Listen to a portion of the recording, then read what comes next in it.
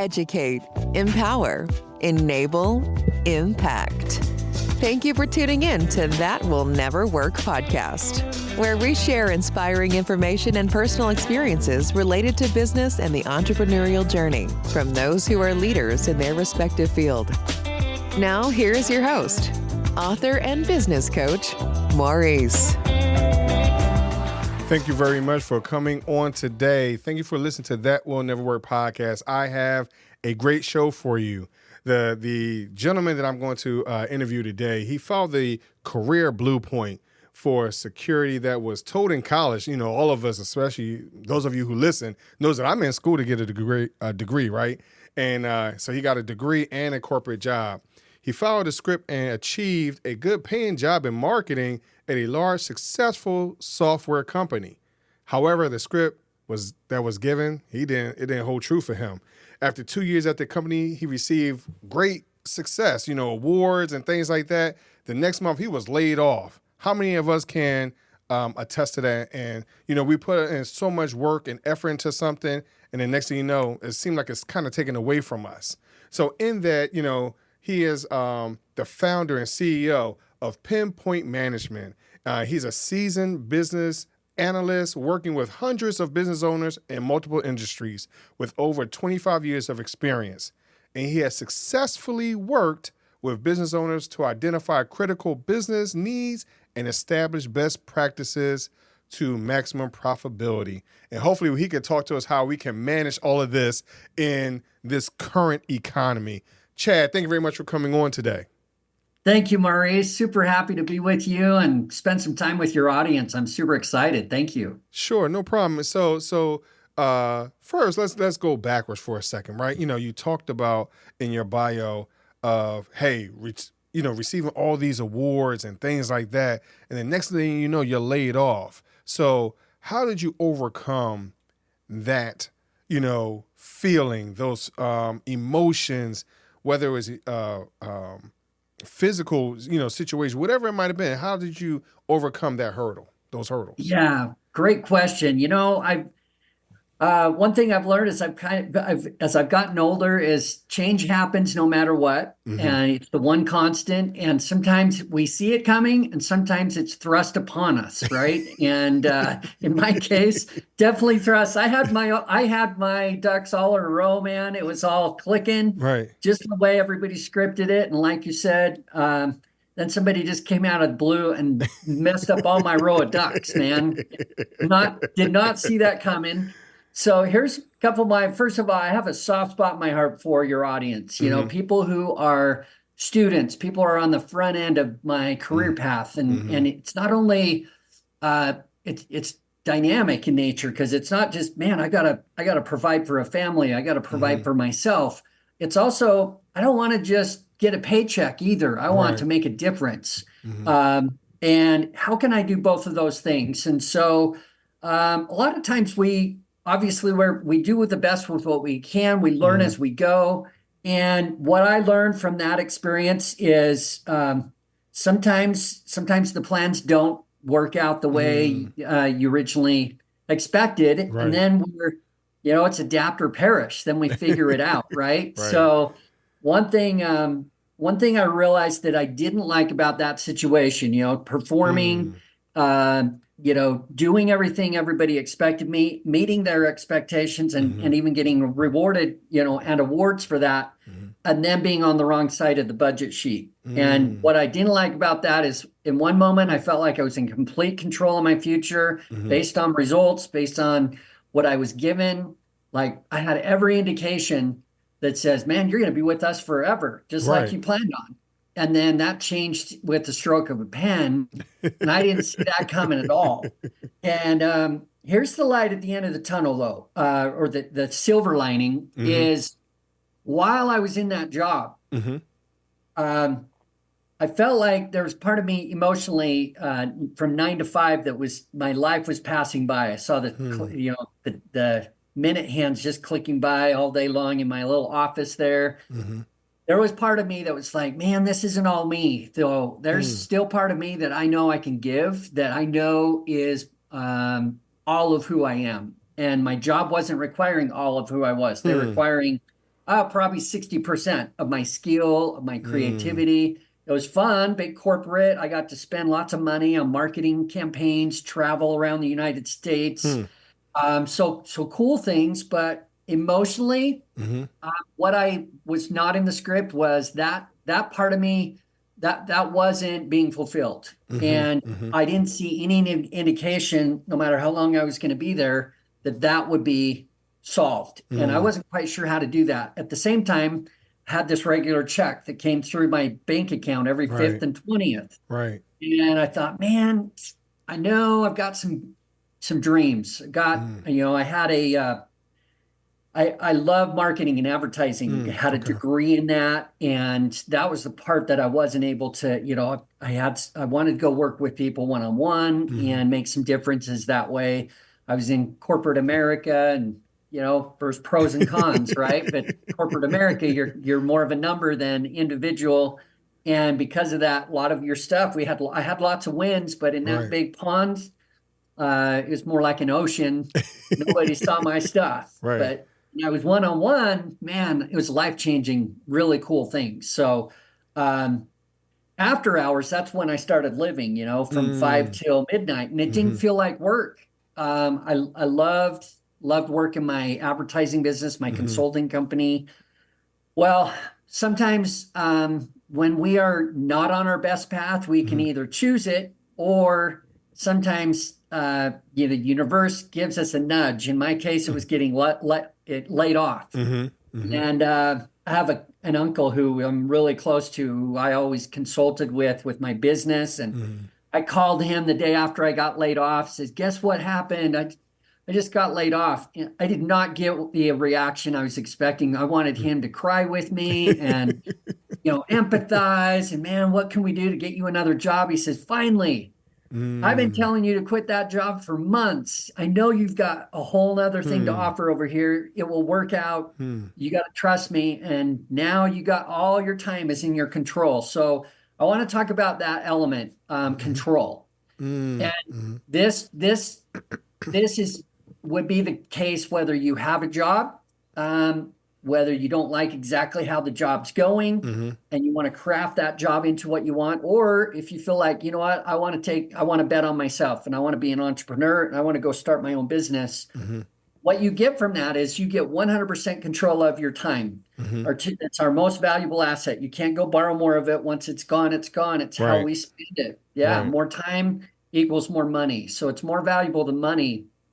And I realized, okay, what I do have, and that's my first tip, is look at what you have, not what you don't have. What you do get is I get my whole time and I get all the control. I can do whatever I want. I write my own script. And that's how my business began. From that point, it was officially moved me from side hustle to, man, I got to make it happen now. That check's not coming on the 5th. And what happened was, when I bet on myself, I got all of the fulfillment I was lacking, and I replaced that income in 90 days. So that paycheck was already covered in 90 days. And I believe, regardless of where you're at, what we do know as individuals, I believe, is we know when we're on our highest and best path, and your best path can shift. Sometimes what lived for us a year ago or 5 years ago might not be what floats to the boat today. And we constantly need to be looking at, why am I doing what I do? Because when you're true to that, my experience is the money takes care of itself. All the other things, I love Simon Sinek, and he said, when your why is big enough, your how will take care of itself. When your why is big enough, starts with your why. Why am I doing this? Where am I headed? And then the how takes care of itself. So those are a few things I learned from that phase. So one of the things that you had mentioned was you're only really giving up 60% of yourself, right? 60% of your capacity at that particular time. And then one of the things that then you later on you touched on how you started your company and now you're giving a little bit more. You can kind of see the fruits of your labor. Well, here's a challenge that I think some of us deal with. We see the 60%, but because of challenges and not believing in ourselves and maybe the appearance of lack of opportunities, so how were you able to go from 60 to 100%, quote unquote, because of those fears that we have of lack of opportunities and things like that? Yes, great question. So one thing, I think it starts mentally first. We got Hmm. to see what we want and chart that course first. Hmm. So I would start with what do you want? A lot of times when I talk to business owners and say, okay, so what do you want? And I always get, well, I'm working too many hours. I'm not making enough profit. Hmm. I'm overwhelmed. I'm stressed. Like, okay, those are all the things you don't want. What do you want? Right. It's like, I don't know. I don't know. And that's a really good thing for Hmm. whoever we are, wherever we are in our life, we always got to be clear on what do you want? Because that's the amazing thing we've got Hmm. as humans. That's our gift, right? We get to chart that course. I get to decide who I'm going to spend my votes of time on. Is Hmm. it going to be on me? Is it going to be on a job that I want, but I want it under these types of conditions, Hmm. this type of job?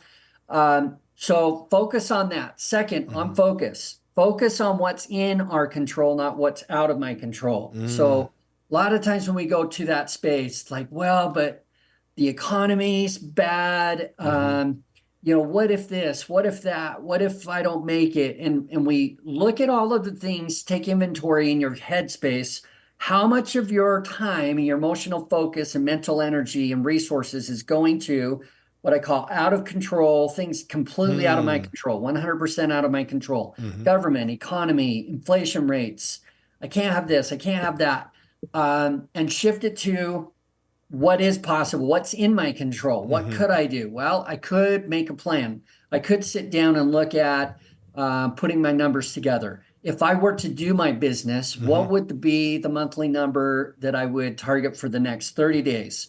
Who's my circle of people that I could look at for either direction or for as a possible client? Hmm. Research and development, ask them. That's the first thing. Everybody's got an idea. Have we asked anybody about it? Because a lot of times we keep those things to ourselves. Like, Right. because the first thing is, what if it's a bad idea? What if it doesn't work? Right. What if it does? Hmm. And uh, you just need more information, validations. Like, Hmm. hey, I'm thinking about doing this. This is what's singing to me. What do you think? And I would ask all the questions. I'd ask, what do you like about it? What do you Hmm. think would make it not work? And what am I not seeing? Hmm. If you were my client, what would you expect from my product or service? What problems would this solve? And while you're Hmm. doing that, not only are you getting emotional validation, you're also getting all your marketing messaging you need for social Hmm. media, and Hmm. they will tell you exactly how valuable your idea or product is and how to communicate that value to them because Hmm. they've got other people that walk and talk the same way that want your product or service. And that's a good starting point. Then you'll go, wow, maybe this is possible. Hmm. And here's some ideas. It opens your vision. That gives you confidence to take the next steps. So let's say we have taken the next steps, right? And we're in the process. We're trying to build our business. We're in our feedback loop, if you will. We're providing a service, people giving us feedback. We're trying to implement it, things like that. But what happens is that the economy, appearance of economy, right? Or the cash flow is not coming in. Right. So how do we thrive in this space, if you will, because we're concerned about that, and because of that concern, we're not ready to let go. We're not ready to outsource or whatever it is, right? Because you talk about control too, so that's a whole Yeah. nother topic, right? But how do we thrive in a space like this if we're so concerned about our cash flow?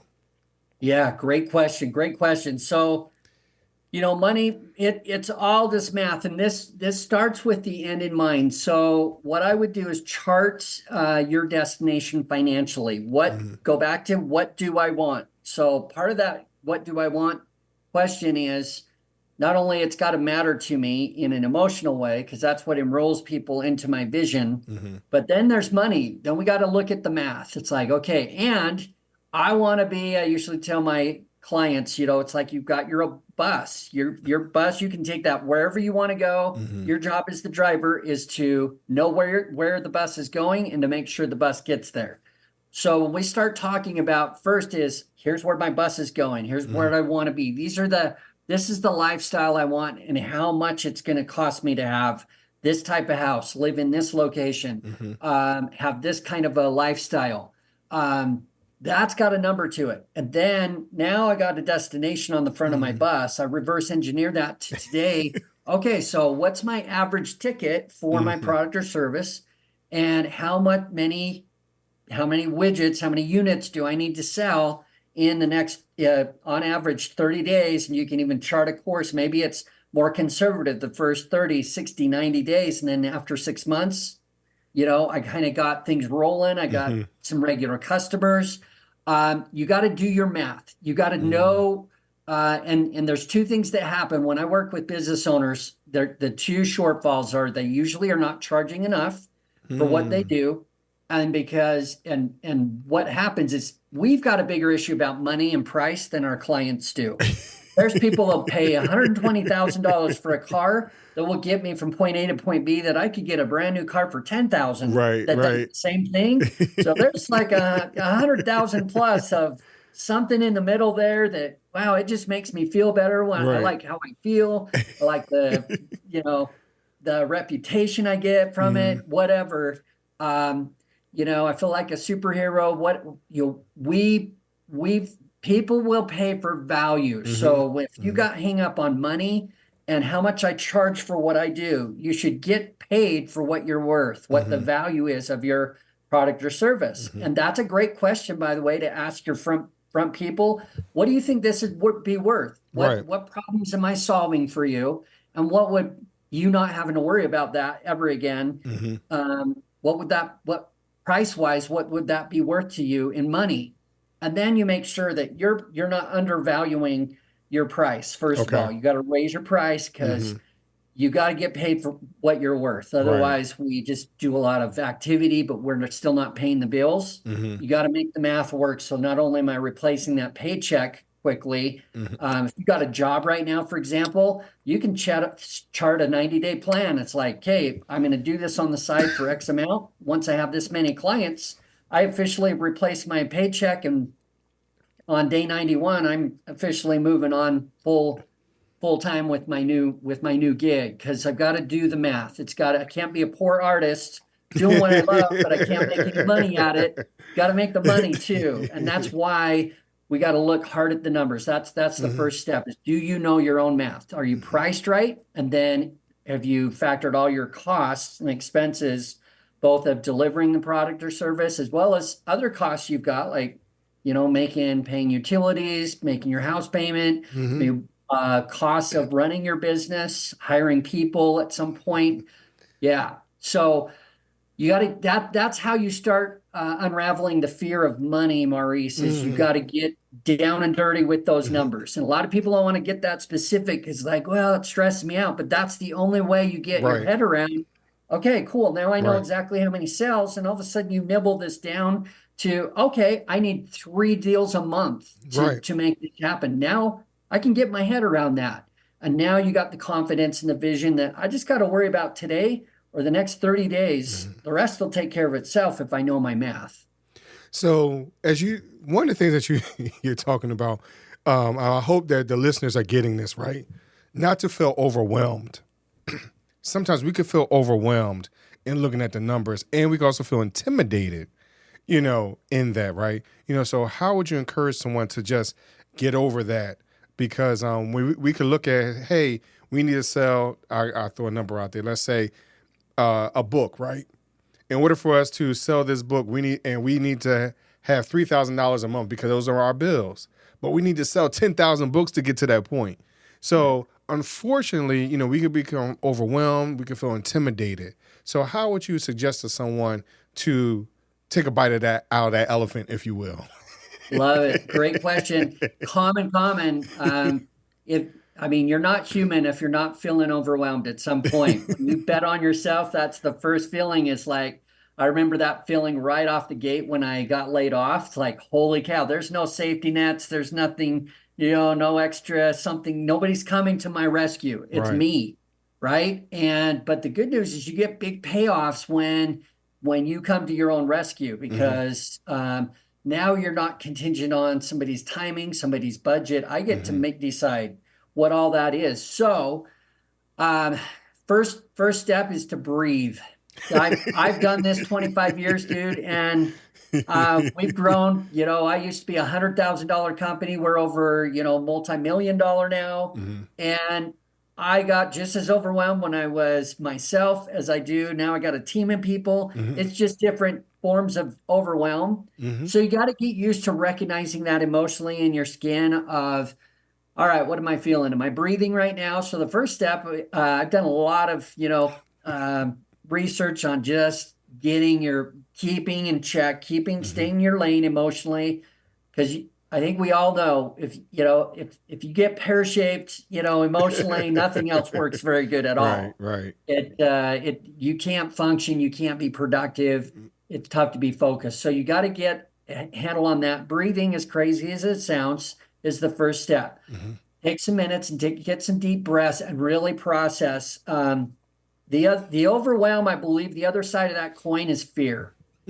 Statistically, I just was doing some research on this last couple days ago. Statistically, 85% of the things that we fear about, that we lose sleep about, that we're overwhelmed about, don't happen. And then 12% of the remaining 15% don't even happen near to what we projected that they would happen, whether it's a relationship, whether it's what if this doesn't work, or I'm going to fail miserably, or I'm going to, whatever it is, doesn't even come close. So we're in emotional paralysis mode, being overwhelmed, not moving, based on the chance that 3% out of 100 is going to happen at the level. And man, yeah, statistically, it's like we're better off just breathing, move ahead anyway. And a lot of times overwhelm happens too when I don't have a plan. I don't know what I'm doing next. And we get locked up and backed up. So breathe, realize, no, I'm not going to let 3% possibility stop me right now. Right. What again, you go back to focus, what again is in my control? What's my next step that I could do? You start checking one thing off your list, then it'll open up possibilities, resources, and all of a sudden that elephant becomes really small, becomes mouse. Right. You shrink the elephant to a mouse, man. Chad, man, I appreciate all the nuggets you've given to us today, man. So how can they reach you to find out how they could turn this elephant into a mouse? Where can they find you and talk to you? Absolutely, yes. You could schedule time with me. I'm happy to meet with you and give you some perspective, vision on your path. Fastest way, chatwithpinpoint.com. Chatwithpinpoint.com goes right to my calendar. And we can set up 30 minutes and we'll just chat about your life path. And I'll give you my straight scoop and, some ideas and just get you, pointed in the right direction. Okay. You can go to our website, ppmanagement.com. We've got some videos there that will help you as far as just starting your business out, getting the right tools and resources. You can find me at Chad Harward on LinkedIn. Some other videos and support there. Lots of good nuggets there. I'll leave you with one more thing, Maurice. All right. Here's my last piece. This sticks with everybody. It's my monkey story. Do you know how they catch monkeys? No, I don't. All right. So here's what happens. They love peanuts. They can smell them from a long ways away. They'll put a handful of peanuts in a log or a tree, and they'll reach in, grab those peanuts. But the crazy thing is, once they have them in their hand, they can't let go. They can't get their hand back out of that hole unless they let them go because it's too small. Crazy thing is, they will not let go. Once they have them in their hand, they'll just stand there. They can put food right out of arm's reach. Still won't let go of the peanuts. They'll go moldy. They'll hold on to them so long. And those peanuts, the deep reason why they won't let go is that represents survival and life for them. And what they realize, I got right here in my hand, this is going to keep me alive. If I let go, I might starve to death. So they just can't not keep holding on to it. And the sad reality is, obviously, if they don't, that also spells their failure. It's like they'll die holding on to them. In business, in dreams, and moving forward in life, I see this happen all the time. It's what I call moldy peanuts in life or business. Fear is a moldy peanut. what if it doesn't work? What if this? Like, it's convenient to hang out there. It's like, but what if it does? Who are the people Right. that you'll change their lives because you let go of that fear and move forward anyway?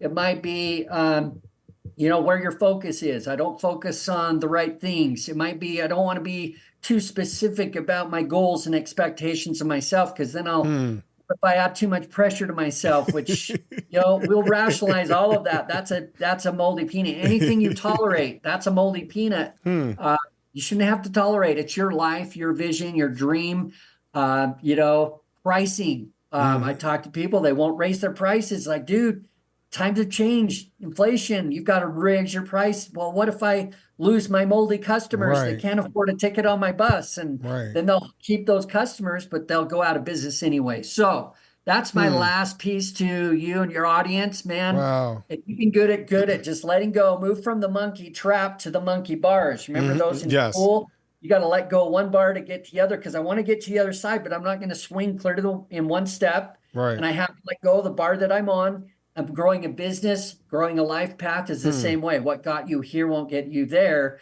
The better you get at letting go of where you're at and knowing what I'm going for next, you move and transition to where, okay, change is part of it. And I know letting go and learning along the way is what it's about. So you lead me kind of into my last question, right? Awesome. Before I let you go, is my would you rather question.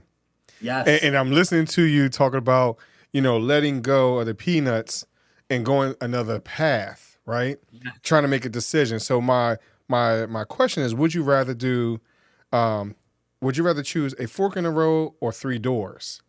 Because sometimes those are choices that you have to make, right? So which one would you rather choose, a fork in the road or 3 doors? Oh, good question, man. I'm thinking, for me, just for simplicity, it's like, I love the fork, because the one I'm on, I know if it's working or not. And that's why I choose in the other fork. It's like, I'm going through that in my business right now, having to let go of me doing all of the things in my business and trusting my team. You're going to have to let go of regular things. It's like, that's fork in the road of, but I haven't gone down that path. Right. I already know what I got down this path. And if it's not what I want and it's not fulfilling or going to get me where I want to go, then I got to take the other path. Because while I don't know everything there, what I do know is I know everything that this path has to offer. Right. So I've got to do it different. I've got to take the other path. Nice. Chad, thanks a lot, man. I appreciate you coming on today. Absolutely, man. Thanks for the opportunity. Best of luck to you, man. Sure, thank you. Same here, man. And thank you for listening to That Will Never Work podcast. Thanks for listening. Find us on social media at Chisholm Group LLC and check back weekly for new episodes. Until next time, that will never work, or will it?